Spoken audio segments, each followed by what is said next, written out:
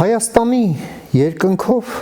օդային թրիպը արդեն իսկ աշխատում է։ Համենայն դեպս այդ հստակ եզրակացությանը մենք կարող ենք գալ, երբ նայում ենք Flight Radar-ի քարտեզը, երբ մեզանից հյուսիս, մեզանից հարավ չկա օդային երթևեկություն, բայց մեր տարածաշրջանը եւ հատկապես Հայաստանի վրա այնքան խիտ է, որ երկրի անվանման այդ տառերն են ծածկվում այդ փոքրիկ ինքնաթիռներով։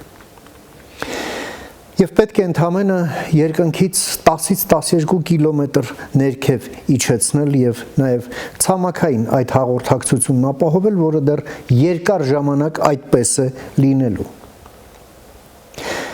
Եվ այնով էր խոսում, որ բերեք մի հատ էլ Ռուսաստան, Չինաստան, չգիտեմ ինչ խառնենք, հակառակ դեպքում դա սպառնալիք է, դա սպառնալիք չէ, սպառնալիքը դուք եք։ Այ նման բաներ առաջարկողները, այս ամենը տորպեդահարելուն լծվածները եւ հենց դրանցից է, որ քաղաքական դաշտը պետք է մաքրվի, դրանք են, որ չպետք է լինեն ընդդիմություն, Հայաստանում հենց դրա համար է, որ պետք է լինի ընդդիմափոխություն, որովհետեւ երկրի սուվերենությունը նաեւ ոչ միայն սուվերեն իշխանությունն է, այլև սուվերեն ընդդիմությունը, այլ ոչ թե 5-րդ շարասյունը, 6-րդ պալատը կամ Մոսկովսկի ցիրկը։